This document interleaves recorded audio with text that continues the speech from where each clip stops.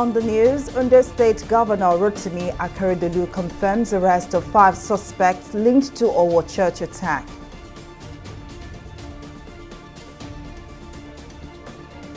As insecurity heightens, Defense Chief assures Nigerians that 2023 elections will hold.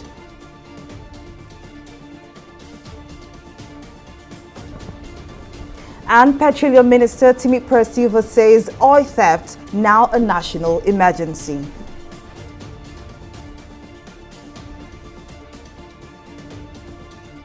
So news now, I am Folashade Ogurinde. The assailants linked to the terror attack on the St. Francis Catholic Church in Owo have been arrested. The Chief of Defense Staff, General Lucky Irabo, discloses on Tuesday during a meeting with editors and media executives in Abuja. Irabo said the suspects will be paraded after an investigation had been concluded into the matter. While speaking on the development, the Ondo State Governor Rotimi Akeredolu also confirmed the arrest of the 5 of the killers of worshippers at St. Francis Catholic Church in Owo, Ondo State. He added that security operatives are on the trail of others. It's my pleasure to also let you know.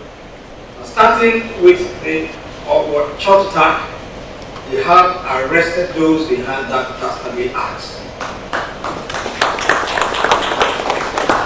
It was my intention to present them to the public, but of course, because of certain investigations were still carried out, I had to, on the last count, change my mind, and otherwise I would have brought them here for you to see them. And I'd like to say that in due course, you will see them. Not just those ones, but of course those who have been at the heart of very daring attacks, those who have turned themselves to men of evil to put our nation under the kind of desperation that we've had in the past few months. While still on insecurity, the Chief of Defense Staff, General Lucky Irabo, has assured Nigerians that the 2023 general elections will hold. But speaking during a media parley on Tuesday at the Defense Headquarters in Abuja, General Irabo said the military would do everything possible to ensure that nothing stops the poll from holding.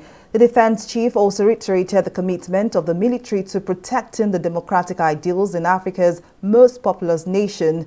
According to him, the military has made a covenant to protect Nigeria's democracy, and it has not changed its position.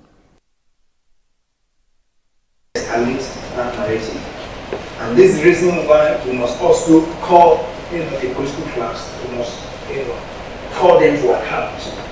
For them to want to take actions as we begin to prepare to go into the election process. For them to take actions that are focused, that are objective, that speak to our moving forward on issues, not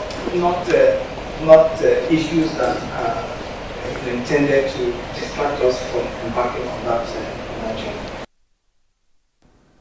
Oil revenue lost to the activities of oil thieves have become more worrisome than ever before.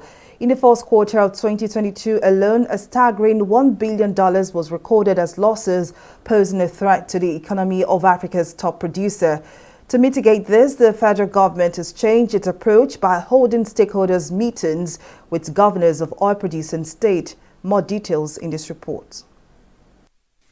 A unified data on just how much Nigeria loses to oil thieves may not be readily available. But a recent disclosure by Mele Kyari, the Group Chief Executive Officer, NNPC Limited, pegs it at $1.9 billion monthly. The problem also extends to Nigeria's ability to attract investors, as the country has struggled in recent times to meet up with its OPEC production quota. Speaking further on the menace, the Minister of State for Petroleum Resources, TV360 Silva, who led a delegation on an anti-oil theft team to Imo State, said the state government must cooperate with the federal government to stem the menace from the grassroots level. And these criminal activities are not taking place in oblivion.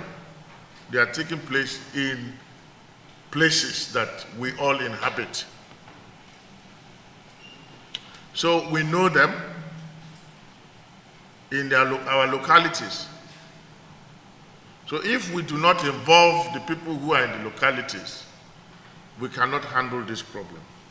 On his part, the Chief of Defense Staff, Lucky Irabo, said the best approach should be for the communities themselves to report the criminals to security agencies. We cannot completely do it without the support of not just the state, but down to the grassroots. We, as members of the armed forces and security agencies, can take extreme measures. But we also know that taking extreme measures will mean that a lot of death and destruction will occur. So there are better options. There are options that can be combined with those, lines of effort that we're taking, which is ensuring that those communities that are involved, if only they play a critical part, then of course, up to close to 90% of the problem will be taken out. While calling for support from the federal government, the Imo State Governor, Hope Uzodimma, advised the federal government to exercise caution in hiring private security contractors. Some of the things we observed, working with security agencies, is not passing through a proper process in engaging private security contractors. So that if you don't take time, you end up appointing those who are behind crude oil theft as security contractors. I would therefore want to invite security agencies to take interest from day one to profile these security contractors, to know who they are, and make sure that the buy-in of security agencies are gotten before they are appointed. According to the NUPRC, only about 132 million barrels of the 141 million barrels of oil produced in the first quarter of 2022 were received at export terminals, as oil theft of crude oil grew from 103,000 barrels per day in 2021 to 108,000 barrels per day, an average in the first quarter of 2022. Folashade Ogrinde, TV360 News. Now to speak more on the story about some suspected terrorists who attacked our church 2 months ago, I have with me a security expert, Aliyu Umar Babangida, who joins me now. Thank you very much for joining us. Now, it's quite, it's a good report, definitely, that according to Governor Akeredolu, that 5 suspects have been apprehended with links to the attack on the Owo Church 2 months ago. But what more should we expect now from security operatives? It's a good thing those who were behind that dastardly act have been caught up with and arrested. And therein also lies a very big opportunity for our law enforcement agencies to recoup much of the confidence the populace has lost in law enforcement agencies. And to put it aptly, we expect no less swift, decisive, immediate trials for those who have been caught. They should be taken to court. They should have their day in court. There should be no delays whatsoever. This case should not peter out with time and just go under, like much of the public has been led to believe is the case right now. So it's a good one. Kudos to our law enforcement agencies for going after these people and sniffing them out. But then that's half the job done. The rest of it, the remaining half, will actually go a long way in building up confidence levels in our law enforcement and especially also in our judicial system. Now, how important is it for security operatives to crack this case, especially when you take into consideration the backlog of cases that has not yet been unraveled by security operatives? So how important really is your war attack important, especially for the Nigerian people? It's absolutely very important particularly at this 11th hour that precedes what you will call political transition. In a short while from now, we'll be heading for the ballots. In a short while from now, Nigerians will have to make up their minds where the pendulum lies politically for us. We have lost too many people. There's been too many tears shared. There's been too many pain inflicted. This will just be one of so many cases, but this particular one is extra sensitive. It's extra sensitive because it crosses ethnic lines, it crosses religious lines, it crosses geographical lines, it crosses political lines, a lot. So if we can just get these people done away with swiftly, it will send a signal, a positive signal to the populace, and also red flag signals to the others whose cases are waiting to be tried. Except we do that, this will just be one more of those cases that were actually unraveled, but somehow have just stagnated. Well, indeed, security expert Aliyu Babangida, thank you very much for your time and contribution. Well, moving on, Rivers State Governor Nyesom Wike has inaugurated a 7th flyover bridge to be constructed by his administration with a promise to do more in the remaining months of his administration. He said his effort at improving the infrastructure of the state is to reciprocate the kind gesture of the people entrusting him and his party, the People's Democratic Party, PDP. The commissioning of the flyover projects at the popular Waterlines Junction on Aba Road was performed by the Governor of Lagos State, Babajide Sanwo-Olu, who commended Governor Wike's commitment to governance. He also congratulated the people of Rivers State on the birth of the piece of infrastructure. Some people have been saying, why did we invite Lagos State Governor? Why now? And I have asked them a question. When is the time stipulated for me to invite you to come and commission flyover? The Minister of Works, Fashola, was here. Governor of Ekiti State was here. Minister of Sports was here. Minister of Health was here. Vice President was here. So why is this one so worrying people? So those of you who want to have hypertension, have hypertension. I have no regret of inviting you to come and commission this project. So I'm very, very happy. We don't need to go out and tell people, this is our own campaign. Tell us what you have done. We will show you what we have done. Community by community. Local government by local government. There's no gainsaying the fact that infrastructure delivery is one of the primary responsibility of any serious government anywhere in the world. Government exists to improve the livelihood of its citizens, to improve the livelihood of its people, and more importantly, to provide things like infrastructure. Provide infrastructure in roads, provide infrastructure in education, in transportation, and in other areas.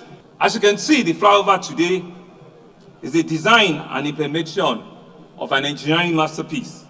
Both the Honorable Commissioner and Messrs. Julius Baja, they've attested to that. And I want to say that indeed, Governor Wike is also a talk and do governor. The Lagos University Teaching Hospital, LUTH, has announced its readiness to perform its first bone marrow transplant for the cure of sickle cell anemia as part of the events lined up to mark the 60th anniversary of the topmost medical institution. Chief Medical Director of the hospital, Chris Bode, will disclose this at a press briefing in Lagos. While unveiling the 3-month-long anniversary, said a number of other landmark projects will also be commissioned. Speaking on the achievement of the hospital over the years, the CMD was said LUTH has remained one of the best teaching and specialist hospitals in the country. Also revealed that a new 30-bedded intensive care unit will soon be completed and be put to use, while a new outpatient complex is presently under construction. During this period, too, a number of landmark projects will be commissioned, and we shall be performing our first, I'm happy to tell you that we shall be performing our first bone marrow transplantation during this period. We are at the cusp of completing a 30-bed intensive care unit. A 30-bed ICU is a big thing anywhere in the world. The hospital boasts over 1,000 beds now from its humble beginning of 330 beds, and we are involved in training of people, like I said, including pharmacists and allied health students. We have produced thousands and thousands of nurses. Many of them have left the country, but they keep flying the flag of the country. We've produced laboratory scientists, health record officers, biomedical engineers, and other paramedical cadres. Various members of the consultant staff have made significant contributions to the advancement of knowledge in their various areas of specialization. We therefore have a large concentration of manpower that enables us to respond meaningfully to various health challenges and conditions, including epidemics and even the ongoing pandemic. We'll take a break here, but still to come, Serena Williams announces retirement from tennis. Details of the story and more right after this break.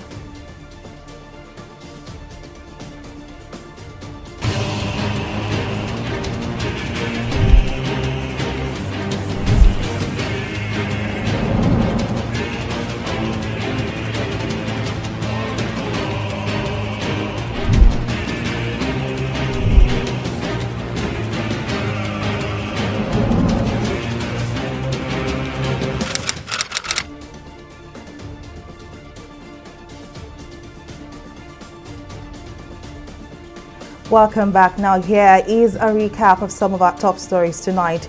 The assailants linked to the terror attack on the St. Francis Catholic Church in Owo have been arrested. The Chief of Defense Staff, General Lucky Irabo, disclosed this on Tuesday during a meeting with editors and media executives in Abuja.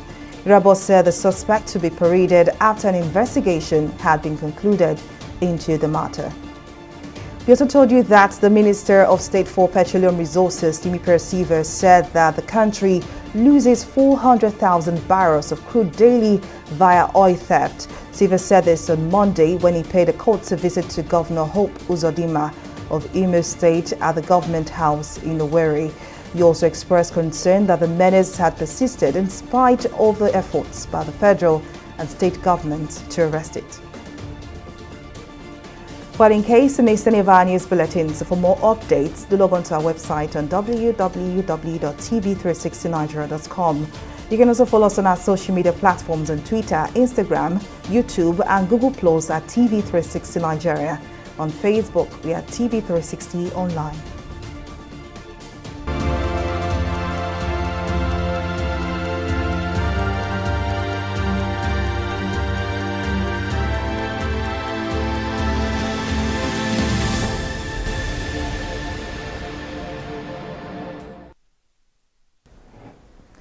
The European Medicines Agency, EMA, has announced a rolling review of a variant-adopted COVID-19 vaccine from Pfizer, BioNTech.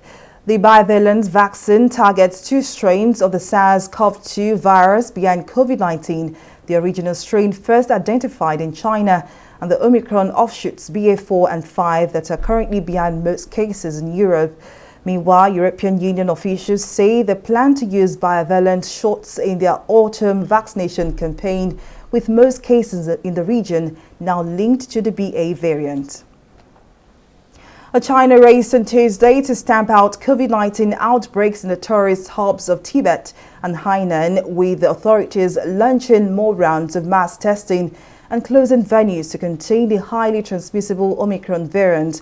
Mainland China reported 828 new domestically transmitted cases across more than a dozen provinces and regions for August 8th, with over half of them in Hainan, a highly popular tourist destination.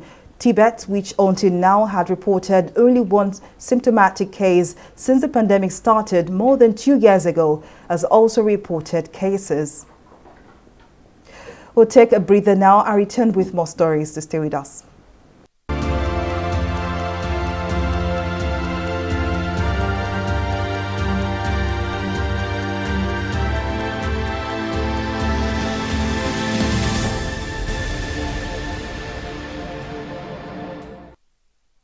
Nigerians, elections are here again. Let us shun violence. Let us play the game according to the rules. Do not be a thug. Say no to violence. Let's rise and defeat violence, crime, and sabotage against the peace of our nation. Nigeria is the only country we have. We must do everything to keep it united. We must avoid any act that promotes hate and disintegration. Say no to separatist movement, terrorism, fake news, hate speech, religious bigotry, and any act that tends to divide us as a nation. Watch out for strange gatherings and suspicious movements. Restrict access to sensitive documents and data, the disclosure of which may damage national security. Educate your staff and family, particularly on measures to safeguard information and report security breaches. Apply relevant legal security guidelines to protect yourself and your neighbors. Due to misinformation and wrong choices, some idle persons resort to vices in their greed to get rich quick. They resort to kidnapping, killings for rituals, and other heinous crimes. Avoid wrong use of the social media. Before you broadcast that false message, think twice. Ask whether it will promote peace or violence. For safety at home, still be security conscious. Educate your household on safety tips. Report all suspicious movements and persons to the security agencies nearest to you. Be a good citizen. Be patriotic. To pass security information, please call 0813-222-2105, 0915-339-1309, 0908-837-3514, or send a mail to dsspr@dss.gov.ng. This message is from the Department of State Services, DSS.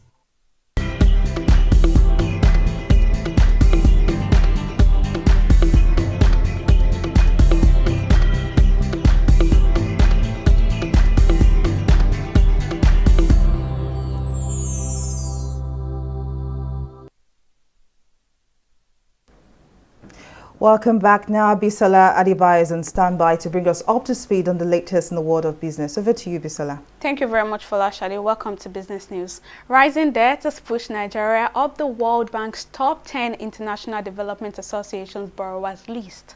The World Bank fiscal year 2021 audited financial statement, known as the IDA financial statement, shows that Nigeria was rated 5th on the list with $11.7 billion IDA debt stock as of June 30, 2021. However, the newly released World Bank fiscal year 2022 audited financial statement for IDA shows that Nigeria has moved to the 4th position on the list with $13 billion IDA debt stock as of June 30, 2022. This shows that Nigeria accumulated about $1.3 billion IDA debt within a fiscal year, with the country taking over the 4th top debtor position from Vietnam. Meanwhile, the debt is different from the outstanding loan of $486 million from World Bank's International Bank for Reconstruction and Development. Also, the Senate Committee on Public Accounts says it has commenced an investigation into 1.7 trillion naira service-wide votes spent by ministries, departments, and agencies between 2017 and 2021. Matthew Rogwide, chairman of the committee, disclosed this during a meeting between his panel and heads of MDAs in Abuja. The senator explained that the fund was disbursed to federal agencies to take care of shortfalls in capital and overhead budgets. He also insisted that the beneficiary agencies need to give explanations on how they spent the funds. Rogwide directed Okole Abo Silva, the acting accountant general of the Federation, who appeared before the panel, to submit details of the fund disbursement as quickly as possible. Well, we'll take a break now and return with stock market review.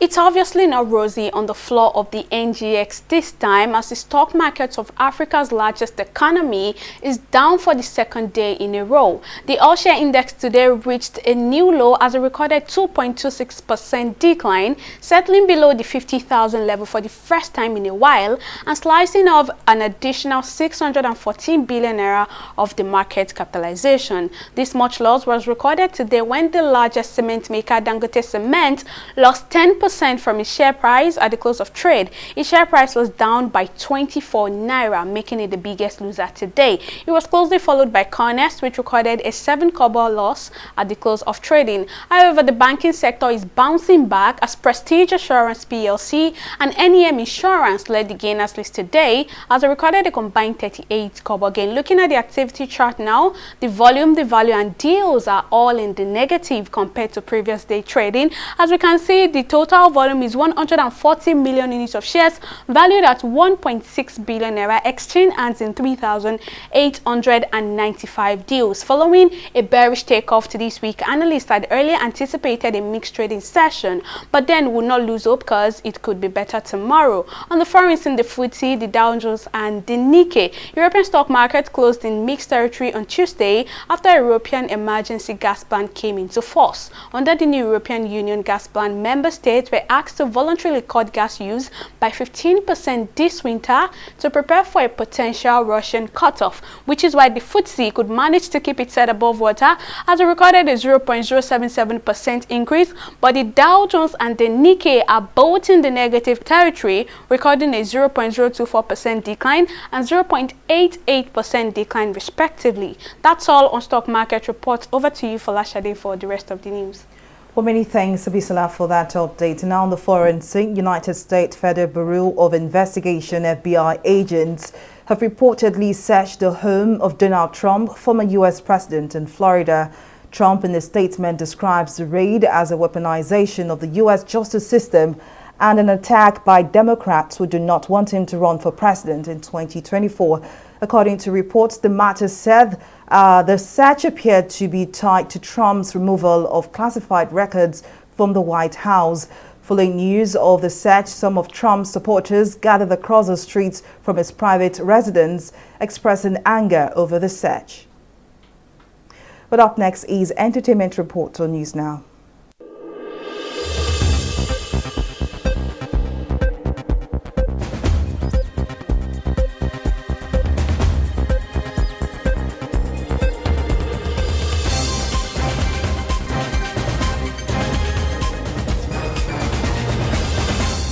Popular Nigerian playwright and director Biyi Bandele has died, aged 54.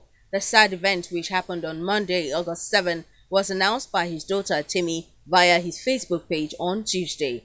The UK-based filmmaker made his directorial debut with the movie adaptation of Chimamanda Adichie's novel Half of a Yellow Sun and the 2015 movie 50, while he co-directed the first Netflix Nigerian original series, Blood Sisters. The late Bandele was announced director of the new Netflix and Ebony Life TV co-production Eleshinyoba, The King's Horseman, the screen adaptation of Professor Wole Soyinka's stage play Death and the King's Horseman, which is set to premiere at the Toronto International Film Festival in September 2022. May his soul rest in peace. Nigerian singer Kiss Daniel has been released from custody of the Tanzanian police, as confirmed by Chairman Nigerians in Diaspora Commission Abike Dabiri Erewa. In a tweet, the commission also revealed Kiss Daniel's legal team will report back to the police on Tuesday, while he will subsequently return to Nigeria. The Bulgar singer was arrested following alleged failure to perform at the Warehouse Old Next Door Arena in the East African country on Sunday night as part of his Afro Classic World Tour. And that's all on the entertainment segment of News Now.